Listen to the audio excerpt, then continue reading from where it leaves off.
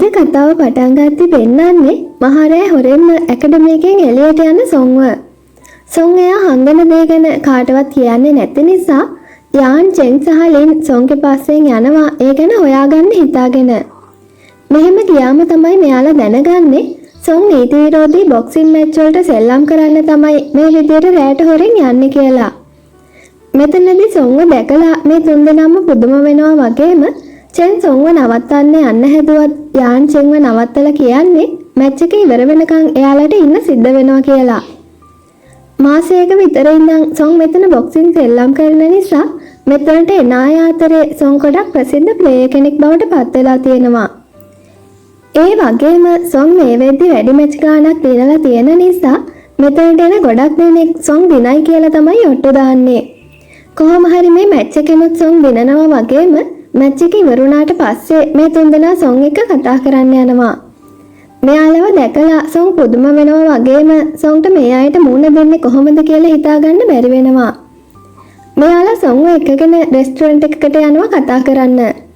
Zone මේ අයට එයාගේ මල්ලි හෙට සිද්ධ වුණ දේ ගැන කියනවා. මේ වෙද්දි හේව හිරෙන් නිදහස් කරගන්න සොන්ට පුළුවන් වෙලා තිබ්බත් හෙට බන්ධනාගාරය ඇතුළේදී හොඳටම තුවාල වෙලා නිසා එයාව බලාගන්න කෙනෙක් හය කරන්න සොන්ට සිද්ධ වෙලා තියෙනවා. ඒ චෙන් මේ වෙලාවේ සොන්ට තරහින් කියන්නේ හේ මේ ළඟදි දවසක පාර ලීෆ්ලට් බෙදන ගමන් ඉන්නවා එයා දැක්කා කියලා.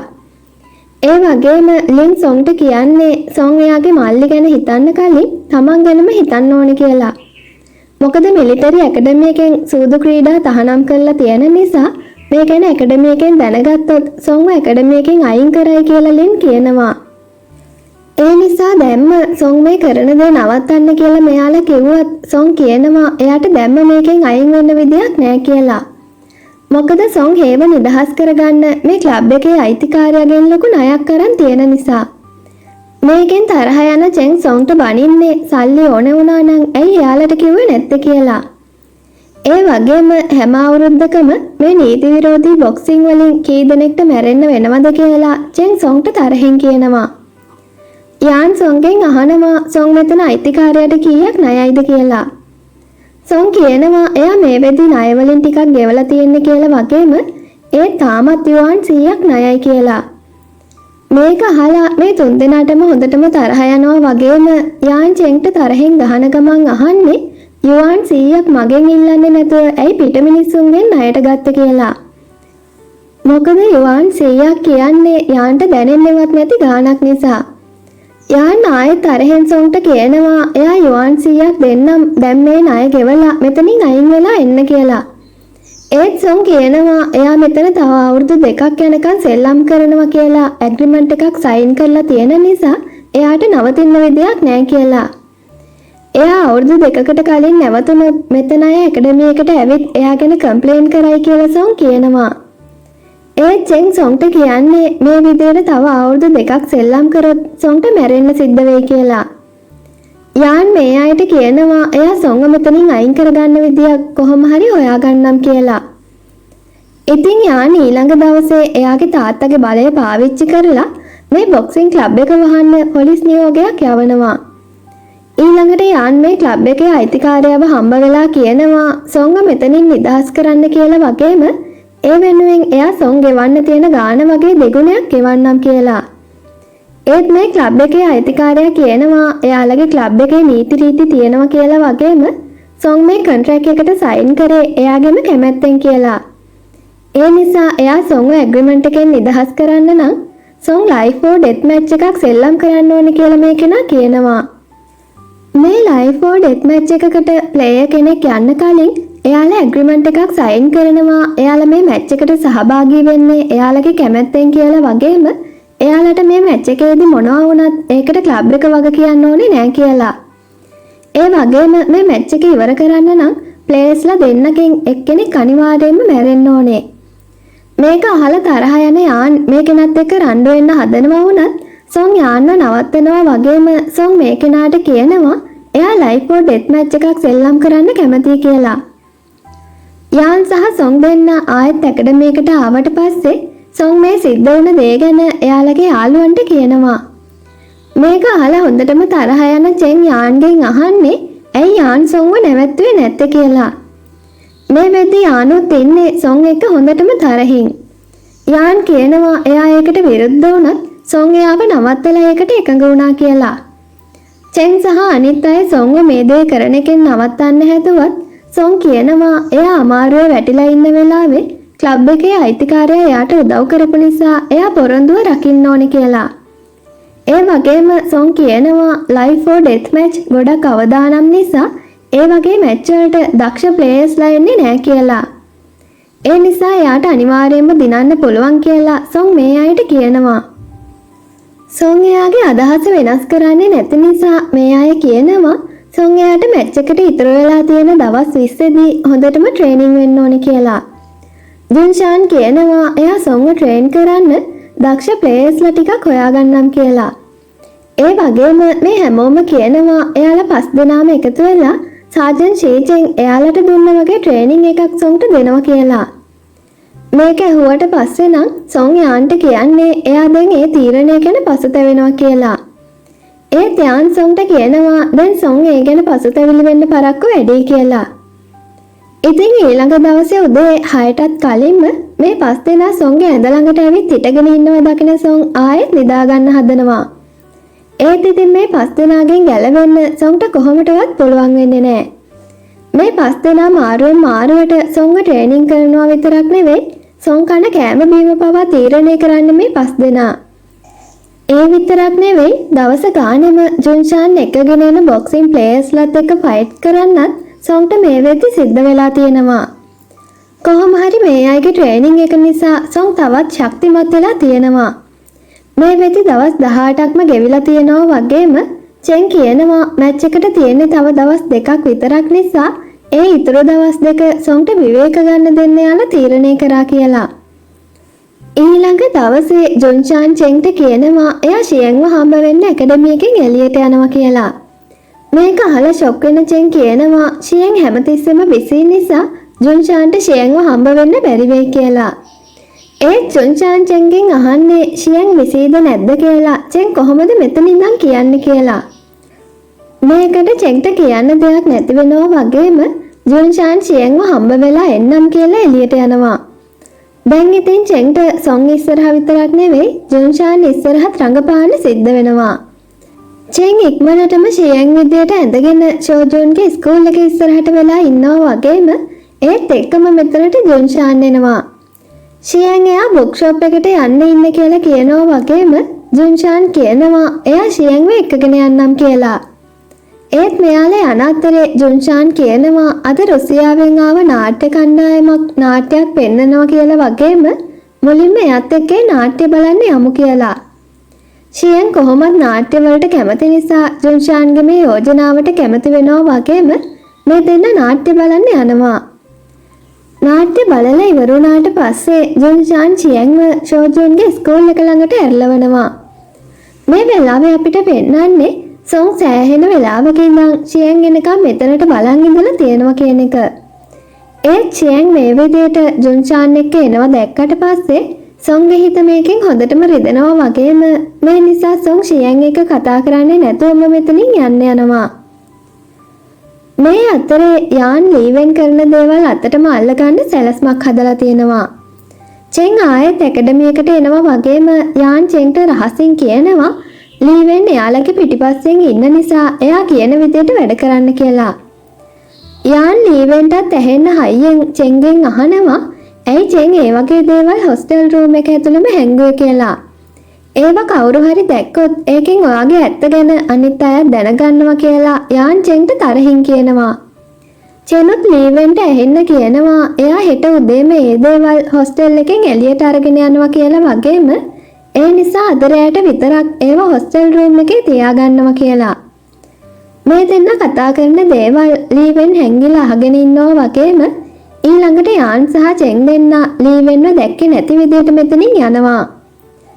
චෙන් එක්ක තරහින් ඉන්න ලීවෙන් හොරෙන්ම යාන්ගේ සහ චෙන්ගේ රූම් එකට ඇවිත් චෙන් හංගපු දේවල් හොයනවා වගේම ලීවෙන් එනකම් බලන් හිටපු යාන් ලීවෙන් එයාලගේ රූම් එක අදින විදිහේ ෆොටෝ එකකුත් සාක්ෂි විදියට ගන්නවා. ඒ වගේම මේ දෙන්න ලීවෙන්ගේ නැති වුණා කිව්ව වොච් එක සහ ඇකඩමි එකේ අනිත් අයගෙන් නැති වුණ සල්ලි ලීවෙන්ගේ ඇඳ අස්සේ තිබිලා හොයාගෙන තියෙනවා. චෙන් ලීවෙන්ට කියනවා එයාට ලීවෙන් එක රණ්ඩු වෙන්න ඕනේ නැති වුණත් ලීවෙන් හැමතිස්සෙම එයාත් එක්ක රණ්ඩුවක් පටන් ගන්න බලන් ඉන්නේ කියලා. ඒ නිසා එයා තවත් ලීවෙන් කරන දේවල් ඉවසන්නේ නැහැ කියලා චෙන් කියනවා. ඒ වගේම දැන් අපි දෙන්න එකිනෙකාගේ රහස් ගැන දන්න නිසා තවත් අනිත් කෙනාගේ දේවල් වලට ඇඟිලි නොගහ ඉමු කියලා චෙන් කියනවා. වගේම ලීවෙන් එයාගේ වොච් එකත් අරගෙන තරහින් මෙතනින් යන්න යනවා.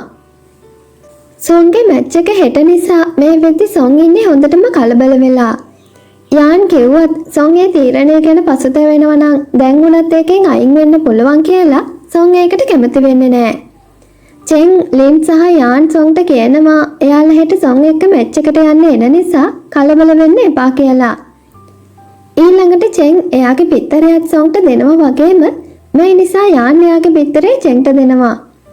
ටික වෙලාවකින් මෙතනට ජින් සහ ජුන්ෂාන් එනවා වගේම ජුන්ෂාන් චෙන්ගෙන් අහනවා ඊයේ රෑ හොඳට නිින්ද ගියාද කියලා. මේකෙන් තරහ යන යාන් චෙන්ව එයාගේ ළඟට අරගෙන ජුන්ෂාන්ට කියන්නේ චෙන් හොඳට නිදාගත්තත් නැතත් ඒකෙන් ජුන්ෂාන්ට වැඩක් නෑ කියලා. මේකෙන් ජුන්ෂාන්ටත් අප්සෙට් වෙනවා වගේම චෙන් යාන්ගෙන් ඈත් වෙන්න හැදුවත් යාන් ඒකට ඉඩ දෙන්නේ නෑ. මේ නිසා චෙන්ට මේ විදියට ඉඳගෙනම තමයි කන්න සිද්ධ වෙන්නේ. යාන් චෙන්ට හැමතිස්සෙම මේ විදියට ලං වෙලා ඉන්න එක ගැන මේ වෙද්දි ජුන්ෂාන් ඉන්නේ ලොකු තරහකින් වගේම ඊර්ෂ්‍යාවකින්. ඊළඟ දවසේ රෑ සොන් අනිත් අයට කියන්නේ නැතුවම හොරෙන්ම බොක්සින් ක්ලබ් එකට යන්න හදනවා වුණත් සොන් එළියට එද්දි දකිනවා එයාගේ යාළුවෝ 5 දෙනා එළියේ එයා එනකම් බලාගෙන ඉන්නවා කියලා. ඉතින් අන්තිමේදී මේ 5 දෙනා සොන් එක ක්ලබ් එකට යන්න පිටත් වෙනවා.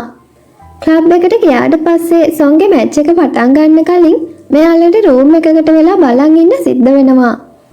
මේ වෙලාවේ මෙතනට එන කෙනෙක්ගෙන් මෙයාලා දැනගන්නවා ක්ලබ් එකේ අයිතිකාරයා මේ වෙලාවේ රුසියන් කට්ටියක් එක්ක මීටින් එකක ඉන්නේ කියලා.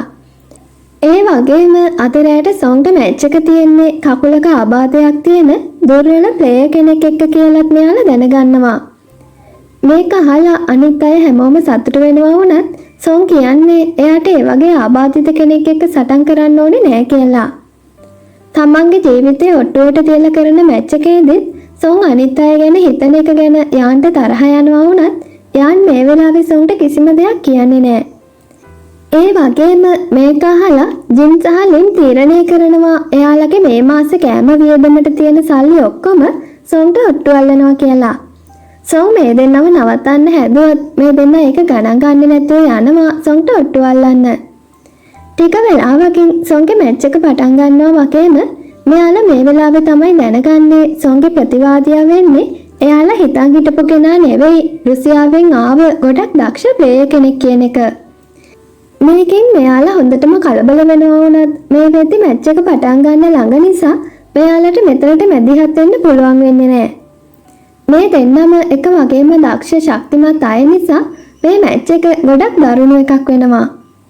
ඒත් කොහොම හරි අන්තිමේදී සොන් ගහන පාරක් නිසා මේ රුසියන් ජාතිකයා ලී උලක් උඩට වැටිලා මෙතනම මැරෙනවා වගේම සොන් මේ තරඟයෙන් දිනනවා. ඒත් මේක දකින මේ ප්ලේයර් එක්ක ආව රුසියන් ජාතිකයින් සොන්ට පහර දෙන්න මෙතනට එනවා වගේම මේ නිසා යාන් චෙන් ඇතුළු කට්ටියත් මේ අයත් එක්ක සටන් කරන්න පටන් ගන්නවා. කොහොම හරි අන්තිමට සොන් මේ මැච් එකෙන් දිනපු නිසා ක්ලබ් එකේ අයිතිකාරයා සොන්ව ඇග්‍රීමන්ට් එකෙන් නිදහස් කරලා තියෙනවා වගේම මේ අය ඒක සමරන්න යෝගේ බාර් එකට එනවා. ඒත් රුසියන් ජාතිකයන් සොන් ඇතුළු මේ කට්ටිය ගැන පොලිසියට කම්ප්ලේන්ට් කරලා තියෙනවා වගේම මේ නිසා පොලිසියෙන් ඇවිත් යෝගේ බාර් එක වටලනවා. ඒත් මේක ගැන දැනගත්ත යූ සහ සාජන් ගෝ මේ අයව පොලිසියෙන් ආරක්ෂා කරලා අත්අඩංගුවට ගන්න එක නවත්තනවා. ඊළඟට මේ රුසියන් ජාතිකයින් මේ ගැන හමුදාපතිට දැනුම් දීලා තියෙනවා. මේ 6 දෙනා කරලා තියෙන්නේ බරපතල වැරැද්දක් නිසා සාජන් චීචෙන් මෙයාලට දඬුවම් දෙනවා වගේම සොන්ව දවස් කීපයක් හිර කරලා තියන්න නියෝග කරනවා. ඒත් ඊළඟ දවසේ සොන්ව නිදහස් කරන්න කියලා බල කරලා යාන් සාජන් චීචෙන්ට අපහාස වෙන විදියට කතා කරනවා වගේම මේ නිසා අන්තිමේදී මේ 5 දෙනාටත් සොන් එක්ක හිරගත වෙන්න සිද්ධ වෙනවා. ඇත්තටම මේ වෙද්දී සාජන් චීචෙන්ට කෙලින්ම හමුදාපතිගෙන් නියෝගයක් ඇවිත් තියෙනවා මේ 6 දෙනාමම ඇකඩමියකින් අයින් කරන්න කියලා. ඒ වුණත් සාජන් චීචෙන් මේ අයව අයින් කරන්න කැමති නැති නිසා එයාලව බේරගන්න එයාට කරන්න පුළුවන් හැම දෙයක්ම කරනවා වගේම මේ විදියට දඬුවම් දීලා හරි මෙයාලව ඇකඩමියක ඇතුළේ තියාගන්න උත්සාහ කරනවා. ඒත් සාජන් චීචෙන්ට දිගින් දිගටම ඉහළින් නියෝග එන නිසා මේ අයව ඇකඩමියකේ තියාගන්න වෙනත් ක්‍රමයක් හොයාගන්න සාජන් චීචෙන්ට සිද්ධ වෙනවා. ඊළඟට සාජන් චීචෙන් මේ අයව හම්බ වෙන්න හිරකුටිය ළඟට යනවා. සාජන් චීචෙන් මේ අයට කියනවා එයාලට මේ නගරේ ලොකුම අබින් වෙළඳාම් කරන ජාලයට සම්බන්ධ අයගේ නම් ලැයිස්තුවක් ලැබිලා තියෙනවා කියලා. ඒත් ඒ හැමෝම රජයේ ඉහළ තනතුරුවල ඉන්න අයත් එක්ක වගේම පාතාලයත් එක්ක සම්බන්ධකම් තියෙන අය නිසා කෙලින්ම මේ ලිස්ට් එකේ ඉන්න අයට නීතියෙන් දඬුවම් කරන්න පුළුවන් කමක් නැහැ.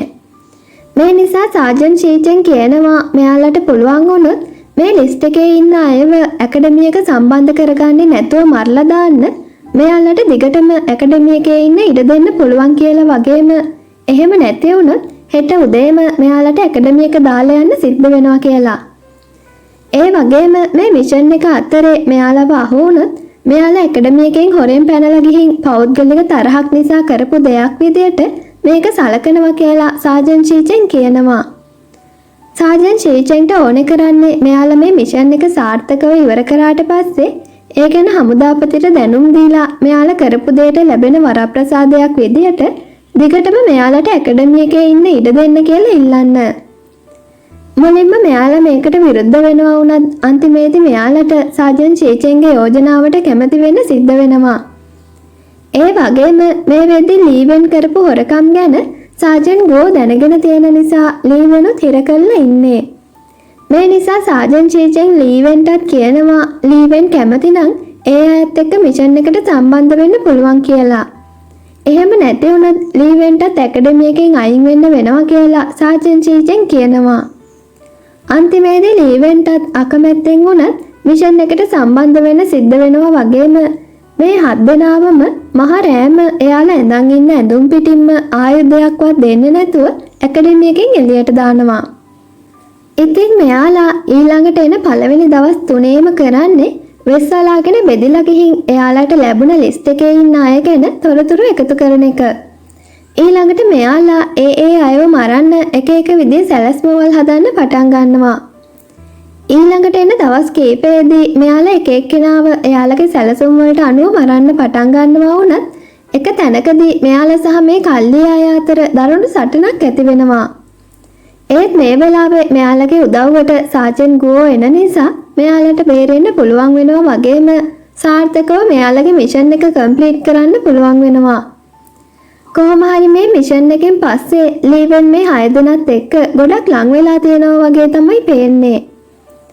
ඊළඟ දවසේ යාන් සහ සොං දෙන්න ඇකඩමියකින් එළියේ ඉඳලා ආයෙත් ඇකඩමියක ඇතුළට එද්දි දකිනවා මාන්ටින් යාන්න හොයාගෙන ඇකඩමියකට ඇවිත් තියෙනවා කියලා. මාන්ටින්ව දැකලා හොඳටම බය වෙන යාන් ඉක්මනටම හැංගෙනවා වගේම මාන්ටින් එයාව දකින්න කලින් ආයෙත් ඇකඩමියකින් එළියට යනවා.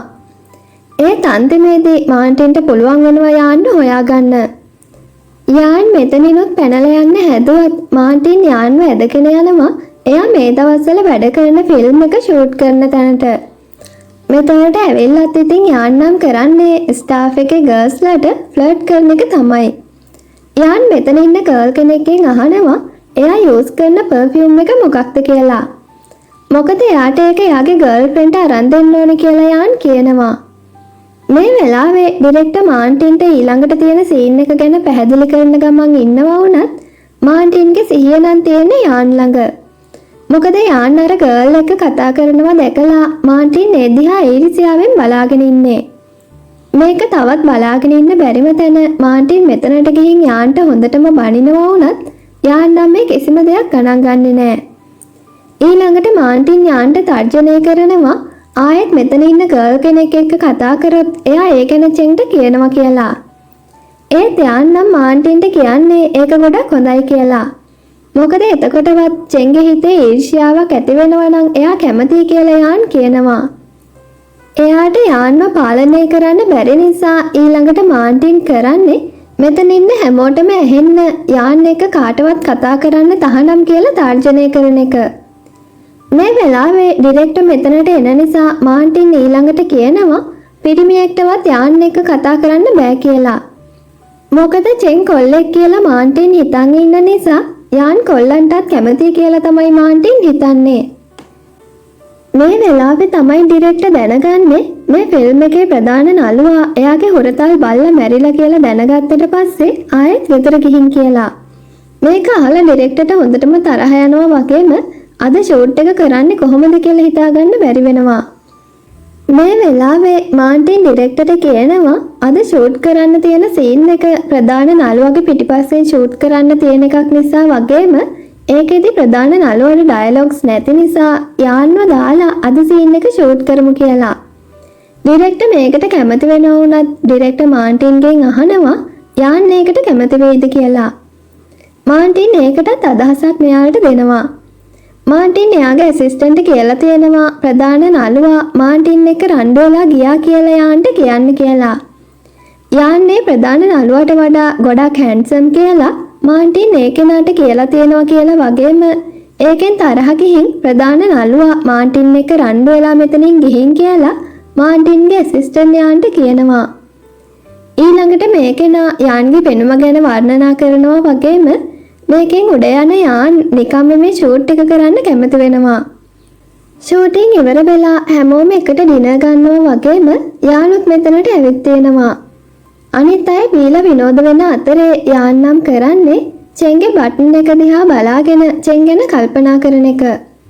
හැමෝම මෙතනින් ගියාට පස්සේ යාන්ට සිද්ධ වෙනවා මාන්ටින්ව ගෙදර එක්කගෙන යන්න. මාන්ටින් මේ වෙලාවේ යාන්ව හක් කරනවා වුණත් යාන් මාන්ටින්ව එයාගෙන් ඈත් කරනවා.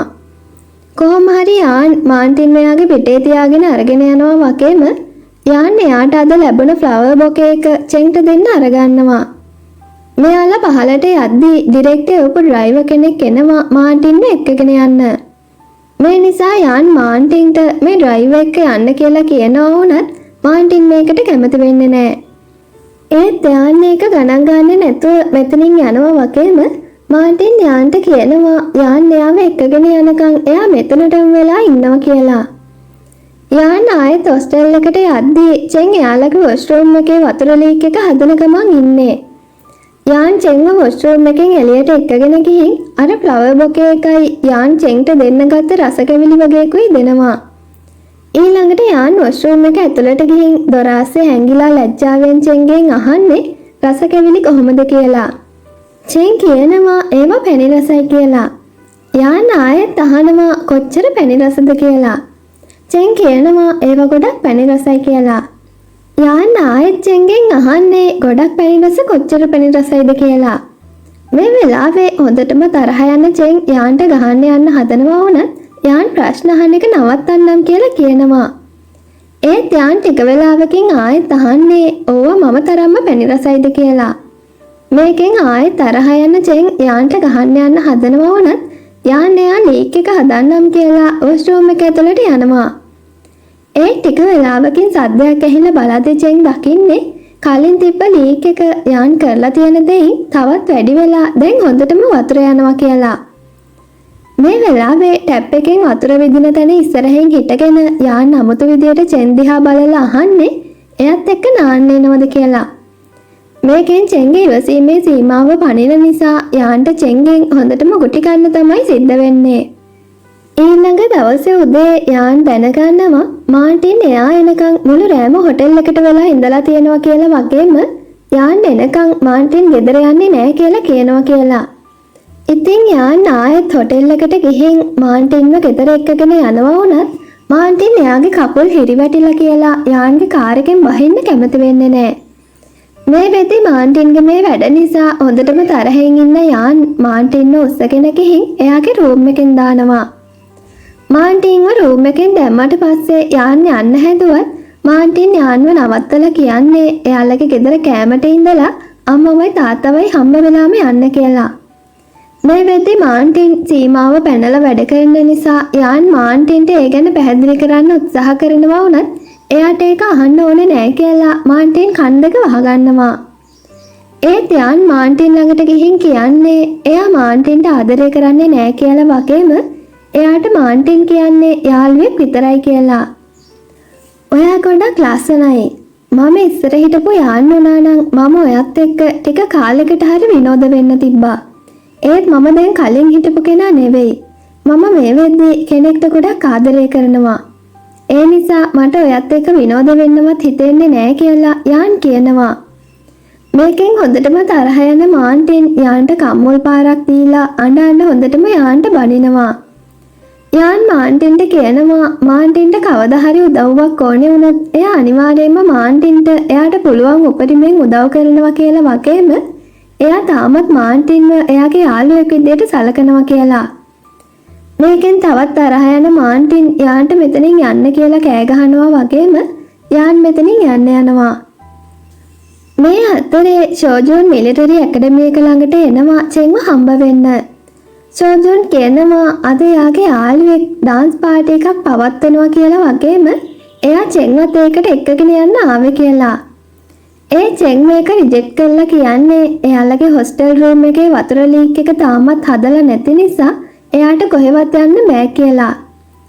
ඒත් එක්කම මෙතනට එන යාන් චෙන්ගෙන් අහනවා කොහෙද යන්න හදන්නේ කියලා. චෙන් තරහෙන් යාන්ට කියන්නේ එයා කොහෙ ගියත් යාන්ට එකෙන් වැඩක් නෑ කියලා.